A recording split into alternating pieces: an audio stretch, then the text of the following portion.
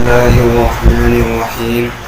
وعن ابن عمر رضي الله عنهما قال رسول الله صلى الله عليه وسلم: أمرت أن أقاتل الناس حتى يشهدوا أن لا إله إلا الله وأن محمدا رسول الله ويقيموا الصلاة ويؤتوا الزكاة فإذا فعلوا ذلك عصموا مني دماءهم وأموالهم إلا بحق الإسلام وحسابهم على الله متفق عليه إلا أن مسلما لم يذكر إلا بحق الإسلام. ابن عمر رضی اللہ تعالی عنہما فرماتے ہیں کہ رسول اللہ صلی اللہ علیہ وسلم نے ارشاد فرمایا: امرت ان اقاتل الناس، مجھے حکم دیا گیا ہے کہ میں لوگوں سے قتال کرتا رہوں. دیکھیے امرت یہ ماضی مجهول کا صیغہ ہے. مجھے حکم دیا گیا ہے، اور حکم دینے والے کون ہیں؟ اللہ تبارک و تعالیٰ ہے. اس لیے کہ نبی کو اللہ کے علاوہ کوئی اور حکم دینے والا نہیں ہو سکتا. اللہ کی طرف سے مجھے یہ حکم دیا گیا ہے، مجھے اس کا پابند بنایا گیا ہے کہ میں لوگوں سے قتال کرتا رہوں یہاں تک کہ وہ گواہی دے دیں اس بات کی کہ اللہ کے سوا کوئی دوسرا معبود نہیں ہے اور حضرت محمد مصطفیٰ صلی اللہ علیہ وسلم اللہ کے رسول ہیں.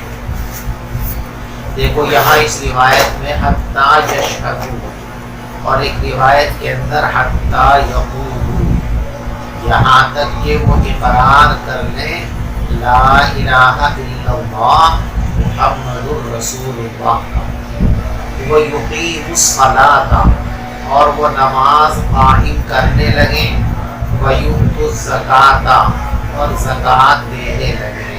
فَإِذَا فَعَلُوا ذَلِكَ، جب لوگ یہ کام کر لیں، عَصَمُوا مِنِّي دِمَاءَهُمْ، تو انہوں نے اپنا خون بھی مجھ سے محفوظ کر لیا اور اپنا مال بھی مجھ سے محفوظ کر لیا. الا بحق الاسلام، مگر اسلام کے حق کی وجہ سے. یعنی ناحق تو ان کو نہ کوئی جانی اذیت پہنچائی جائے گی اور نہ کسی طرح کا مالی نقصان پہنچایا جائے گا، لیکن انہوں نے کوئی ایسا کام کر لیا جس کام کی سزا اسلامی شریعت کے مطابق تکلیف پہنچانا، پٹائی کرنا یا جان لینا ہے، تو اس صورت میں پٹائی بھی کی جائے گی اور اس صورت کے اندر جان بھی لی جائے گی. مثلا ایک مسلمان اس بات کا حقدار ہے کہ اس کو جانی اعتبار سے کوئی نقصان نہ پہنچایا جائے، لیکن یہی مسلمان جان بوجھ کر کسی مسلمان کو قتل کر دے، تو اب قاتل ہونے کی بنیاد پر شریعت کا حکم یہ ہے کہ قصاصاً اس کو قتل کیا جائے. تو اب یہ جو قصاصاً قتل کیا جائے گا یہ اس کے منافی نہیں ہے، کیونکہ اب شریعت کے ضابطے کے مطابق وہ مباح الدم ہو گیا. اس نے ایک ایسا کام کر لیا جس کی بنیاد پر اس کی جان لینا ضروری ہو گیا، تو اب اس کی جان لی جائے گی. ایک آدمی نے غلطی سے کسی انسان کو قتل کر لیا، تو اب اس کا مال محفوظ تھا، اس کے مال کو لینا اور اس میں تصرف کرنا نہ عام مسلمانوں کے لیے اور نہ حکومت اسلامیہ کے لیے جائز نہیں تھا. لیکن اس نے غلطی سے کسی انسان کو قتل کر دیا اور قتل خطا کی سزا ہے دیت، 100 اونٹ وصول کیے جائیں گے. تو اب یہ مال اس سے وصول کیا جائے گا حکم شریعت اور حق شریعت کی بنیاد پر.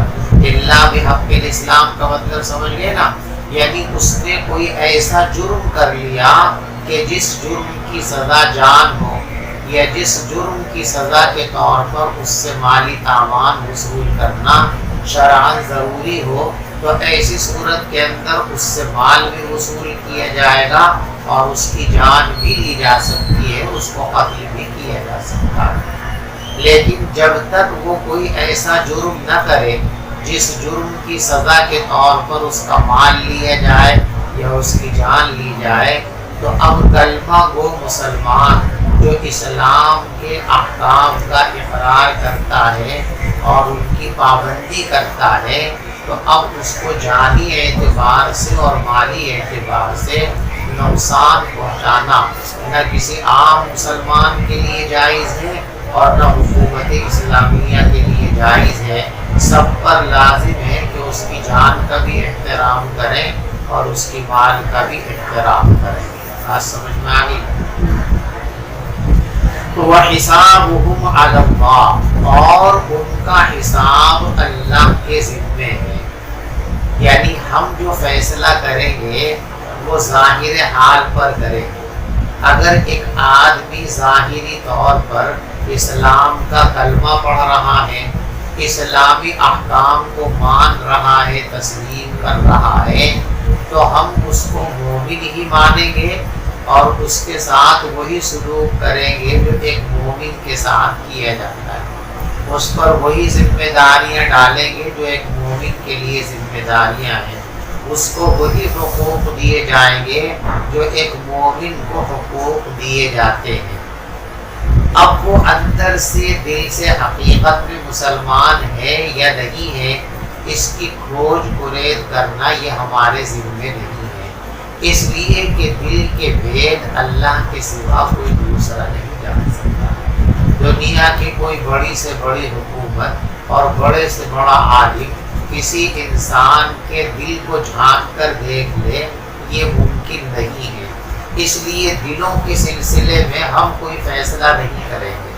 اگر ظاہری اعتبار سے وہ مسلمانوں جیسا معاملہ کرتا ہے تو ہم اس کے ساتھ مسلمانوں جیسا برتاؤ کریں گے۔ وہ اندر سے مسلمان ہو تب بھی اور اندر سے مسلمان نہ ہو تب بھی اس کا حساب قیامت کے دن اللہ تبارک و تعالیٰ کریں گے۔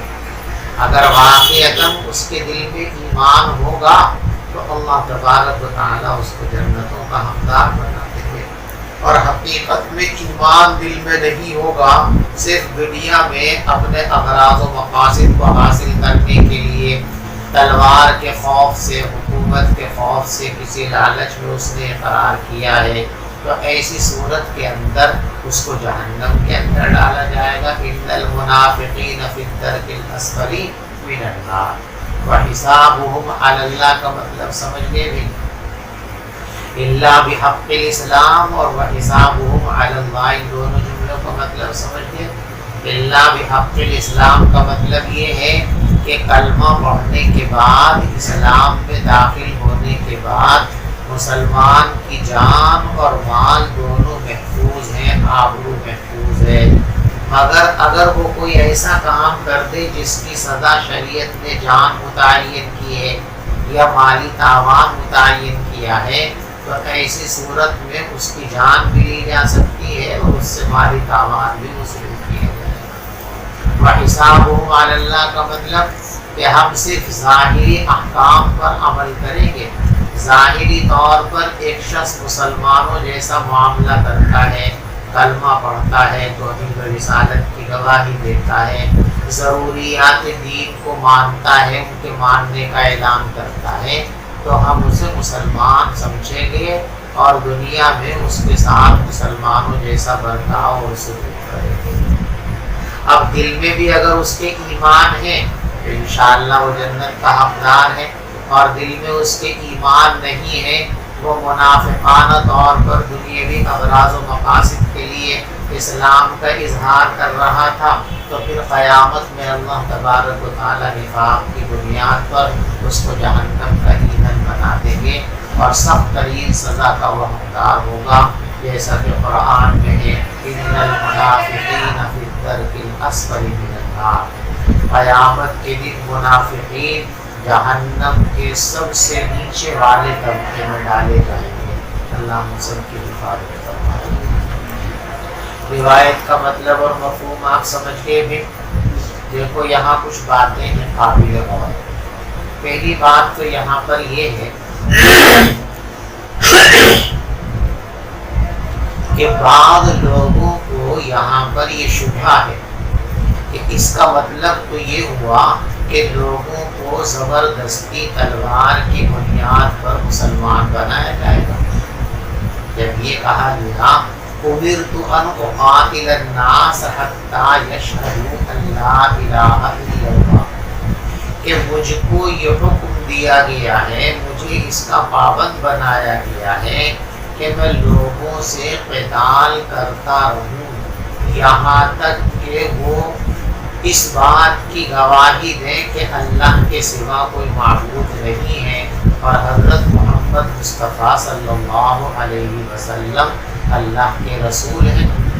تو گویا کہ جو اسلام لائے گا اس کو تو ہم چھوڑ دیں گے، اور جو اسلام نہیں لائے گا اس سے ہم تلوار لے کر جنگ کریں گے۔ تو یہ تو زبردستی ہو گئی نا کہ ہمارا دین مانو گے تو ٹھیک ہے، نہیں مانو گے تو ہم تلوار لے کے تمہارے اوپر مسلط ہو جائے گا۔ تو بظاہر اس روایت سے یہ سمجھ میں آ رہا ہے، بعض لوگوں کو اشکال ہو رہا ہے کہ اس کا مطلب تو یہ ہے کہ اسلام یہ تعلیم دیتا ہے کہ زبردستی لوگوں کو اسلام کا ہمنوا بنایا جائے اور تلوار کے زور پر ان کو اسلام کے دائرے میں شامل کیا جائے۔ حالانکہ قرآن تو صاف صاف کہتا ہے لا اکراہ فی الدین، دین میں کوئی زبردستی نہیں ہے، اور دین میں اسلام میں ایمان لانے میں زبردستی کا امکان بھی نہیں۔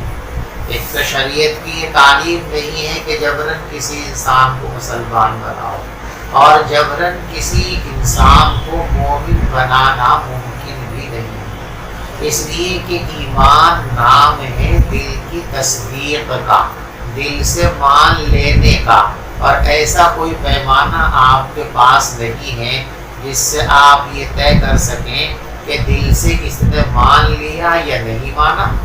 آپ نے کسی کو زبردستی تلوار اس کی گردن پر رکھ کر، پستول اس کے کان پر رکھ کر اس کو کہا کہ ہو مسلمان، اب اس نے جان بچانے کے لیے کہہ دیا لا الہ الا اللہ محمد رسول اللہ، اور دل میں اس کی اس بات کا یقین نہیں ہے تو مسلمان ہوا؟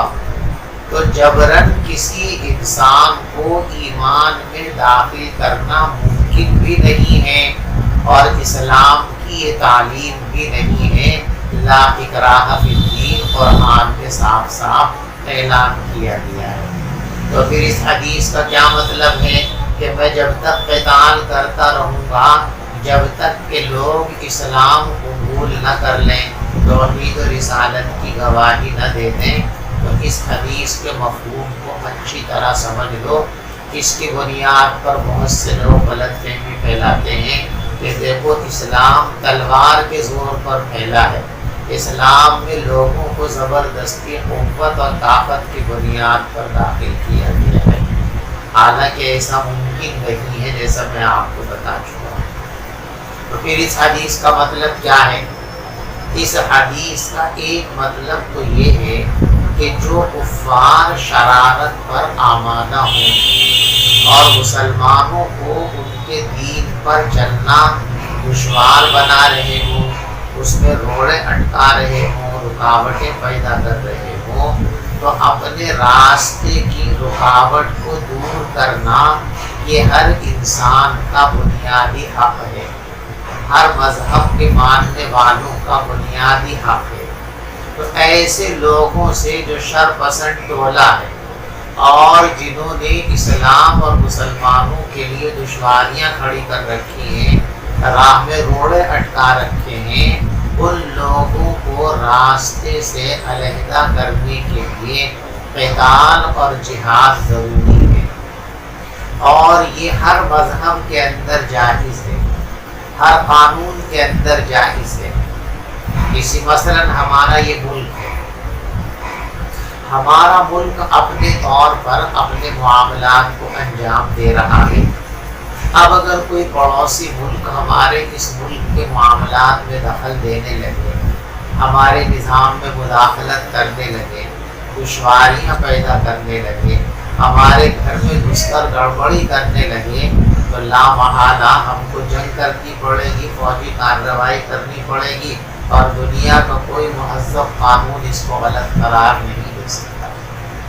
تو ایسے ہی جب اسلامی معاملات کے اندر کچھ شر پسند لوگ رخنہ اندازی کرنے لگیں تو ان کے خلاف کارروائی کرنا یہ لازمی بات ہے، عقل کا بھی تقاضا ہے، قانون کا بھی تقاضا ہے، انصاف کا بھی تقاضا ہے۔ اب جب یہ جنگ شروع ہو جائے تو عام طور پر دنیا والوں کا یہ ہے کہ دشمن جب اپنے قبضے میں آ جائے تو اس کو بالکل مٹا دو، لیکن اسلام کی سنہری تعلیم یہ ہے کہ ہماری جنگ اس سے اقتدار کے حصول کے لیے نہیں ہے، کسی کو زیر کرنے کے لیے نہیں ہے۔ وہ جو اسلام کے سلسلے میں اس کی رکاوٹیں تھیں وہ ان رکاوٹوں کو چھوڑ دے تو ہم وہی جنگ بند کر دیں گے۔ جنگ ہو رہی ہے، کافر وہی کہے کہ اسلام کی مخالفت میں بند کرتا ہوں اور میں اسلام قبول کرتا ہوں، تو اب پچھلی جو اس کی غلطیاں ہیں، پچھلی جو اس کی شرارتیں ہیں، اس نے مسلمانوں کو کتنا ہی نقصان پہنچا رکھا ہو، کلمہ پڑھتے ہی ساری کارروائیاں موقوف کر دی جائیں گی۔ الاسلام یہدی ما کان قبلہ۔ تو یہاں جنگ پر آمادہ نہیں کیا جا رہا، بلکہ یہاں عین جنگ کے دوران مسلمانوں کو اپنا ہاتھ روکنے کی تعلیم دی جا رہی ہے کہ تمہارا بڑے سے بڑا دشمن بھی ہو، اس نے کفر کی حالت میں کیسے ہی سنگین جرائم کر رکھے ہوں، کتنا ہی تم کو اذیت پہنچا رکھی ہو، مسلمانوں کو کتنا ہی نقصان اس نے پہنچا رکھا ہو، اگر وہ کلمہ پڑھ لے تو کلمے کی برکت اور خاصیت یہ ہے کہ تمام پچھلی غلطیاں اس کی معاف ہو جائیں گی۔ الاسلام یہدی ما کان قبلہ۔ تو یہاں جو جنگ جاری ہو چکی ہے اس جنگ کو روکنے کے لیے کہا جا رہا ہے، جنگ شروع کرنے کے لیے نہیں کہا جا رہا، بلکہ کیا کہا جا رہا کہ جنگ جاری بھی ہے، دشمن ہمارے قبضے میں بھی ہے، لیکن وہ کلمہ پڑھ لیں تو وہی اس کو روک دیا جائے۔ جیسے حضرت اسامہ رضی اللہ تعالیٰ ایک جنگ میں تشریف لے گئے، ایک کافر نے ان کے اوپر حملہ کیا، اس کے حملے کو روک کر جب پلٹ کر وار کرنا چاہا حضرت اسامہ رضی اللہ تعالیٰ نے تو وہ آدمی درخت کی آڑ میں آ گیا اور اس نے زور سے پڑھ دیا لا الہ الا اللہ محمد رسول اللہ صلی اللہ علیہ وسلم۔ حضرت اسامہ رضی اللہ تعالیٰ عنہ نے یہ سمجھا کہ یہ صرف جان بچانے کے لیے کلمہ پڑھ رہا ہے، دل سے ایمان کے اندر داخل ہونا مقصد نہیں ہے، تو کلمہ پڑھنے کے باوجود آپ نے اس کو قتل کر دیا۔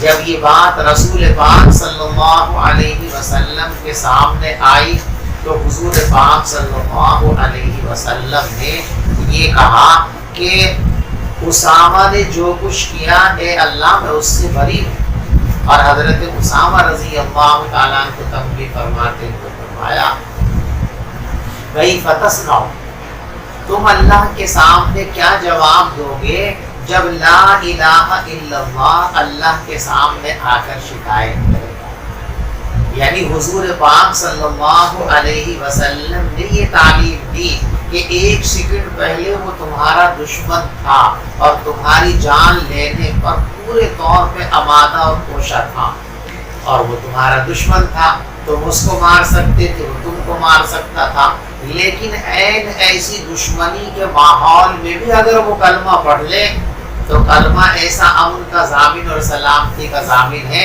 کہ بس وہی اپنا ہاتھ روک دو، جو جنگ پہلے سے جاری تھی اس جنگ کو وہی بند کر دو، اس لیے کہ ہماری جنگ انسانوں کے خلاف نہیں، مسلمانوں کا اسلام کا جو جہاد ہوتا ہے نہ وہ کسی قوم کے خلاف ہوتا ہے، نہ کسی فرد کے خلاف ہوتا ہے، اور نہ وہ کسی حکومت کے خلاف ہوتا ہے، نہ وہ حکومت پر قابض اور مسلط ہونے کے لیے ہوتا ہے، بلکہ اسلامی جہاد شرارت کے خلاف ہوتا ہے، جرائم کے خلاف ہوتا ہے۔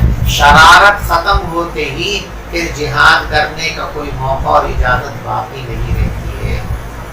وحشی کتنا بڑا جرم تھا کہ حضرت حمزہ رضی اللہ تعالیٰ کو میدان احد کے اندر نہ صرف شہید کیا بلکہ ان کی لاش کا مشتہ بنا دیا۔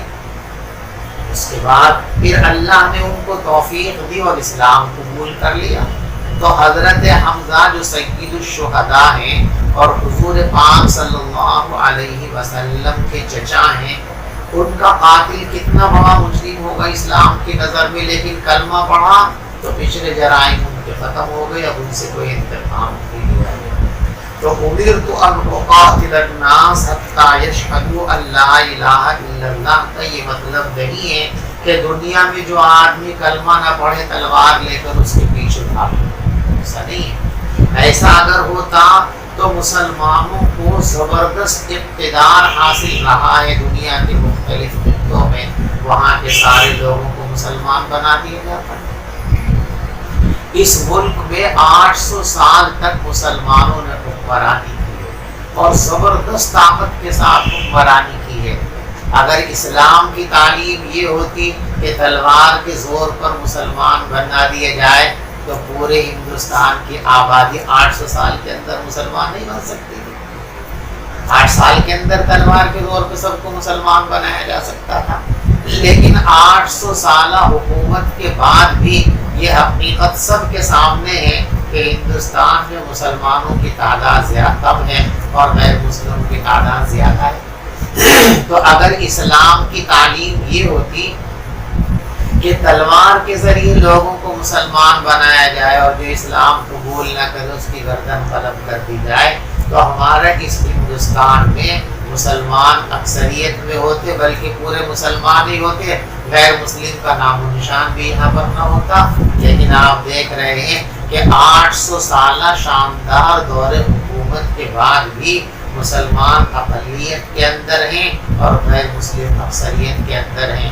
تو اس روایت کا ہرگز یہ مطلب نہیں کہ جو کلمہ نہ پڑھے اس کو تلوار لے کر کے مار دو، جو مسلمان نہ ہو اس کے خلاف جنگ کرو، ایسا نہیں ہے، بلکہ اسلام شرارت کے خلاف جنگ کرنے کی اجازت دیتا ہے، اور بڑے بڑے شرری لوگ بھی جب شرارت سے باز آ جائیں تو بس اب اسلام کہتا ہے کہ اب جنگ نہ کریں۔ ان جنحوا للسلم فاجنح لہا، اگر تمہارا مد مقابل مصالحت پر آمادہ ہو جائے تو تم بھی مصالحت کے لیے تیار ہو جاؤ۔ بلا وجہ جنگ کرنا، خون خرابہ کرنا، یہ اسلام کی تعلیمات میں شامل نہیں ہے۔ آج سمجھ میں آ گئی آپ کو اچھی طرح کہ نہیں؟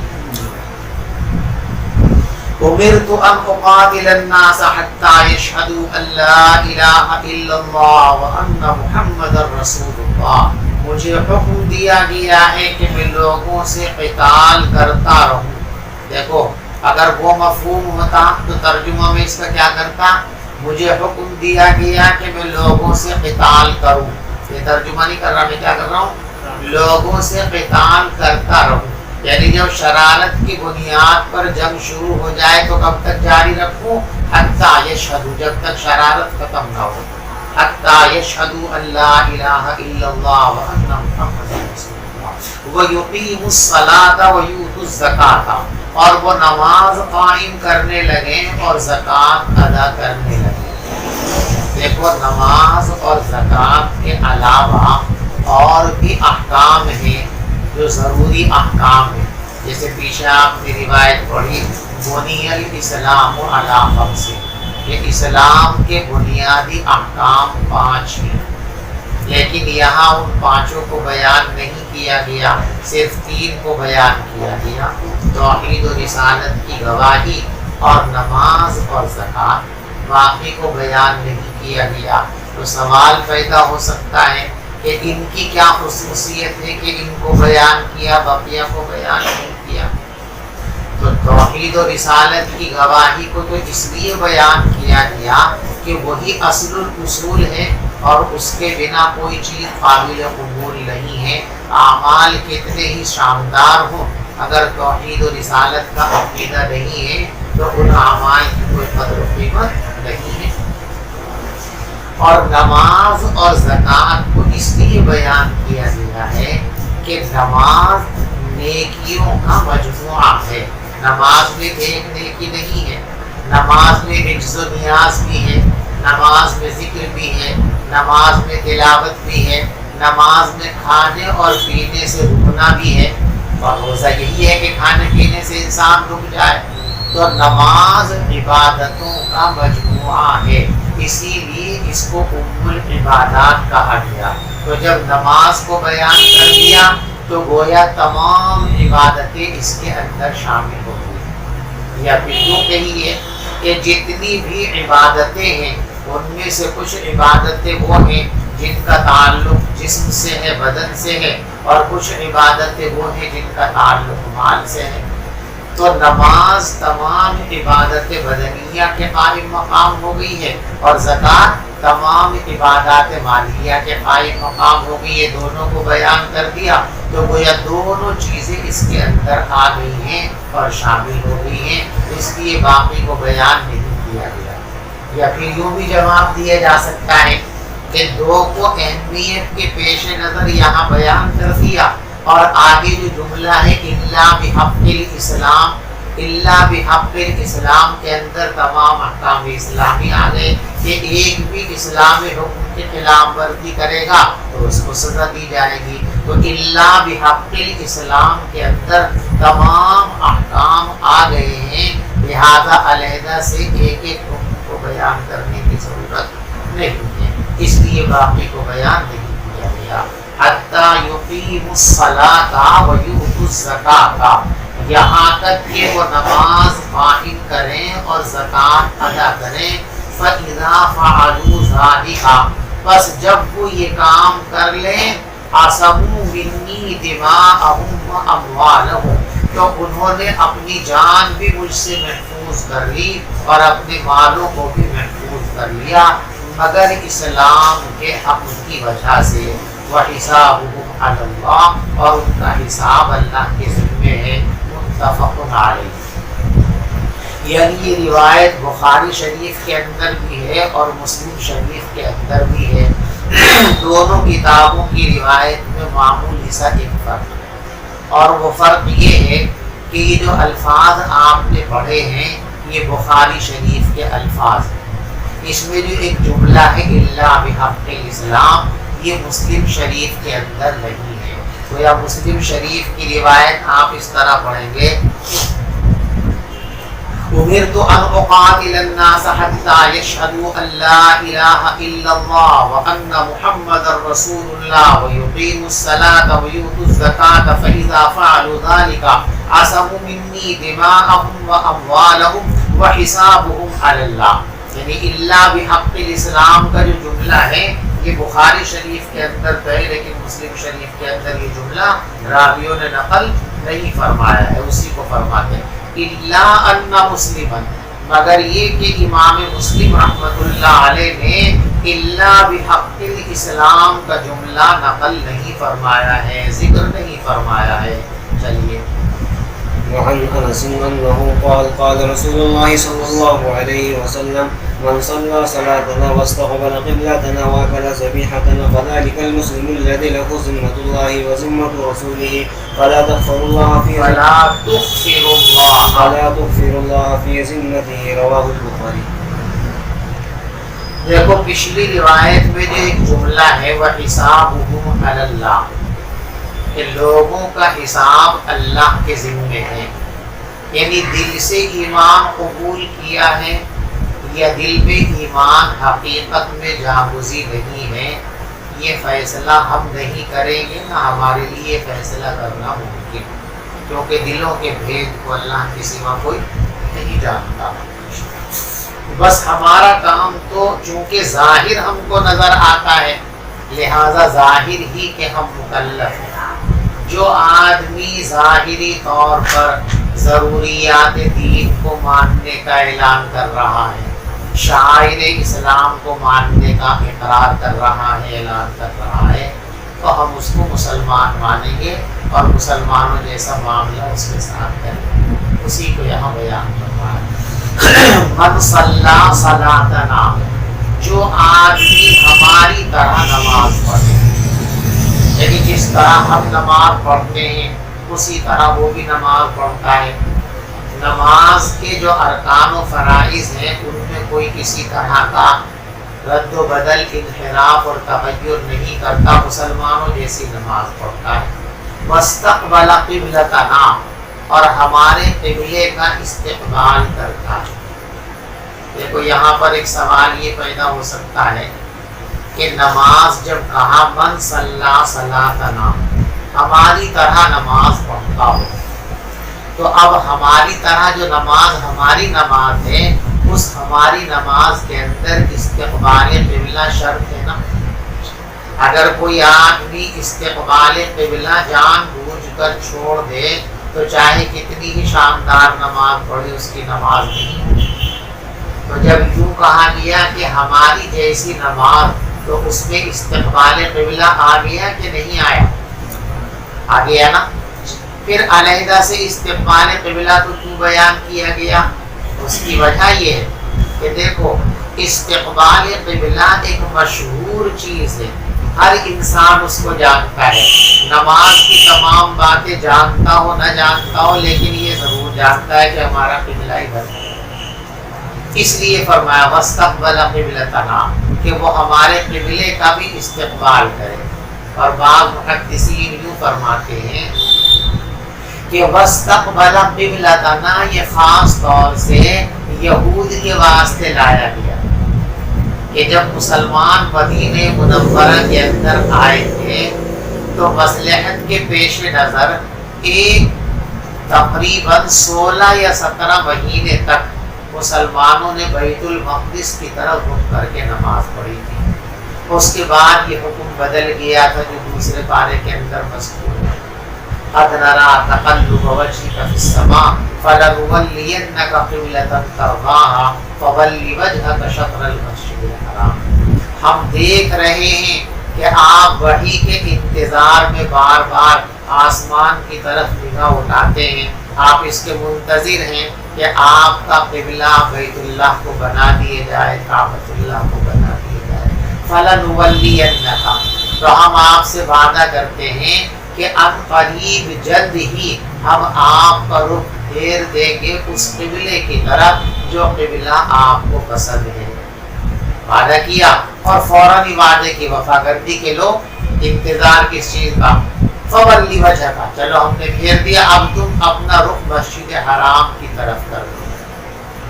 تو یہود نے اس پر بڑا واویلا اور شور مچایا تھا نا، سیقول السفہاء من الناس ما ولاھم عن قبلتہم التی کانوا علیہا، کہ بے وقوف لوگ یوں کہیں گے کہ بھئی مسلمانوں کو ان کے پہلے قبلے سے کس نے پھیر دیا؟ تو آپ ان کو جواب دیجئے للہ المشرق والمغرب، کسی سمت کے اندر اپنی ذات کے اعتبار سے کوئی کمال یا کوئی خصوصیت نہیں ہے، بلکہ کمال اور خصوصیت حکم خداوندی میں ہے۔ اللہ کا حکم مشرق کی طرف کو ہو جائے تو مشرق کی اہمیت ہو جائے گی، مغرب کی طرف کو ہو جائے تو مغرب کی اہمیت ہو جائے گی۔ مشرق بھی اللہ کی ہے اور مغرب بھی اللہ کی ہے، اللہ کو اختیار ہے، اللہ چاہے مشرق کی طرف لوگوں کا رخ فرما دیں اور اللہ چاہے تو مغرب کی طرف لوگوں کا رخ فرما دیں۔ آپ کو اس میں کسی طرح کا اشکال و اعتراض کرنے کی گنجائش نہیں۔ تو یہود چونکہ یہ کہتے تھے کہ بھئی مسلمانوں نے اپنا قبلہ کیوں بدل دیا، اور کہتے تھے بھئی ان کے دین کا مشکل، آج قبلہ بدلا کل کچھ اور بدل دیں گے اور پرسوں کو بالکل ہمارے دین میں آ جائیں گے۔ اس لیے فرمایا واستقبل قبلتنا، کہ بھئی نماز ہماری طرح پڑھے، رکوع تو ہماری طرح کرتے ہیں، سجدہ ہماری طرح کرتے ہیں، تشہد میں ہماری طرح بیٹھتے ہیں، لیکن قبلے کا استقبال نہیں کرتے۔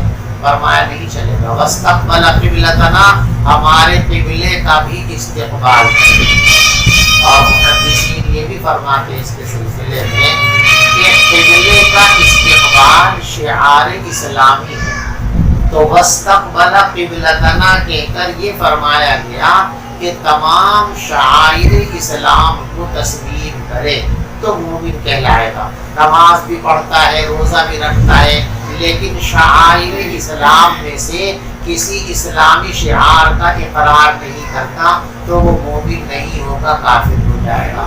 تو واستقبل قبلتنا فرما کر در حقیقت نبی پاک صلی اللہ علیہ وسلم یہ بتانا چاہتے ہیں کہ تمام اسلامی شعائر کا احترام کرنا اور ان کو مان لینا یہ ضروری ہے مسلمان ہونے کے لیے۔ تمام شاعر اسلامی کو تسلیم کرتا ہے، ان کی تعظیم کرتا ہے، ان کو مانتا ہے، تو اب یہ مسلمان ہو گیا۔ اور مسلمان ہو گیا تو پھر ہر مسلمان کی جان، مال، عزت و آبرو یہ اللہ نے ان کی حفاظت کا ذمہ لے لیا ہے۔ لہذا کسی مسلمان کو جانی یا مالی نقصان پہنچا کر تم اللہ کے نظام میں اور اللہ کی ذمہ داری میں خلل مت ڈالو۔ یعنی مسلمان کے مال اور جان سے، آبرو سے تعرض کرنا گویا براہ راست اللہ سے ٹکرانا ہے۔ جو مسلمان کو خواہ مخواہ جانی طور پر، مالی طور پر، عزت و آبرو کے اعتبار سے نقصان پہنچا رہا ہے، گویا وہ سیدھے سیدھے اللہ سے ٹکرا رہا ہے، اور جو اللہ سے ٹکرائے گا وہ پاش پاش ہو جائے گا۔ اس دنیا کے اندر بھی ناکامی اس کے لیے طے ہے اور آخرت میں بھی نقصان اس کا طے ہے۔ من صلی صلاتنا واستقبل قبلتنا، جو ہماری طرح نماز پڑھے اور ہمارے قبلے کا استقبال کرے، وَأَكَلَ ذَبِيحَتَنَا، اور ہمارا ذبیحہ کھا لے۔ یہودی مسلمانوں کا ذبیحہ اپنے لیے حلال نہیں سمجھتے تھے، اسی مناسبت سے یہ بات کہی گئی کہ عادتاً بھی ہمارے مشابہ ہو اور عبادتاً بھی ہمارے مشابہ ہو، تب جا کر کے اس کو مسلمان مانا جائے گا۔ مسلمانوں کے جو اطوار و عادات ہیں ان کی خلاف ورزی کرتا ہے، مسلمانوں کے جو شاعر اور عبادات ہیں ان کے خلاف ورزی کرتا ہے، تو وہ مومن نہیں کہلائے گا۔ وَأَكَلَ ذَبِيحَتَنَا، اور ہمارا ذبیحہ کھاتا ہو، فَذَلِكَ الْمُسْلِمُ، تو یہ انسان مسلمان ہے جس کو اللہ اور اللہ کے رسول کا ذمہ حاصل ہے۔ یعنی اللہ نے اور اللہ کے رسول نے ان کی جان، مال، عزت و آبرو کی حفاظت کا ذمہ لے لیا ہے۔ اب کسی مسلمان کو بھی ان تینوں چیزوں میں دستدرازی کرنے کی اجازت نہیں ہے، نہ مسلمان کی آبرو کے سلسلے میں، نہ مسلمان کے مال کے سلسلے میں، اور نہ مسلمان کی جان کے سلسلے میں۔ فَلَا تُغْفِرُ اللَّهَ فِي ذِمَّتِهِ، بس تم اللہ کے ذمے میں گڑبڑ مت کرو، اللہ کے ذمے کو مت توڑو۔ دیکھو خفرن کے معنی آتے ہیں ذمہ اور زمان، اور آپ نے صرف کی کتابوں کے اندر پڑھ رکھا ہے کہ باب افعال کا جو حمزہ ہے اس کی کئی خصوصیات ہیں۔ ان میں ایک خاصیت سلب بھی ہے کہ اصل مادہ کے جو معنی ہوتے ہیں باب افعال میں جب اس کو لے آتے ہیں تو بالکل اس کے الٹ معنی، عکس معنی اس میں آ جاتے ہیں۔ تو خفرن کے معنی زمان اور ذمہ، جب اس کو باب افعال میں لائے الاخفاء جس سے لا تغفرو بنایا گیا نہیں کسے گا، تو اب اس میں سلب کی بنیاد پر دوسرے بار کیا مطلب ذمہ مت توڑو۔ فلا تغفر اللہ فی ذمتہ، بس تم اللہ کے ذمے کو مت توڑا کرو۔ رواہ البخاری۔ وعن أبي هريرة قال أتى أعرابي النبي صلى الله عليه وسلم فقال دلني على عمل يتعمله۔ ذبیحہ کیا ہوتا ہے؟ ذبیحہ جانور کو جو ذبح کرتے ہیں، ذبح کردہ جانور، مذبوحہ جانور۔ حضرت جی حتیٰ یشہدو پڑھیں گے جیسے یشہدو پڑھیں گے؟ حتیٰ یشہدو جمع کا صیغہ ہے نا، شہیدہ یشہدو، سمیعہ یسمعو، تو حتیٰ یسمعو کے وزن پر ہے حتیٰ یشہدو، اصل تھا یشہدونا، اب حتیٰ آ گیا نا، تو اب اس کو کیا کر دیا حتیٰ یشہدو۔ یہ بھی ہو جائے جی حتیٰ کے بعد ان مقدر ہوتا ہے تو اس کے بعد نصب آتا ہے، تو نصب کہاں آتا ہے؟ نصب آتا ہے عین کلمے میں آئے گا، لام کلمے میں آتا ہے۔ آگ کی جو حرکت ہے وہ حرکت اصلیہ ہے، اعراب اس کو متاثر نہیں کرتا۔ اعراب جو ہوتا ہے اس کا اثر لام کلمے پر ہوتا ہے، اور یشہدو کے اندر جو ہے ہاں جو ہے یہ لام کلمہ نہیں بلکہ یہ عین کلمہ ہے نا، اور لام کلمے پر بھی جو اثر ہوتا ہے وہ مفرد اس میں واحد میں ہوتا ہے، جمع میں جاننے کے بعد پھر اثرات جو ہے ضمیروں پر، اور جو ضمیروں کی جگہ علامتی طور پر حروف آتے ہیں ان پر اس کا اثر ہوتا ہے۔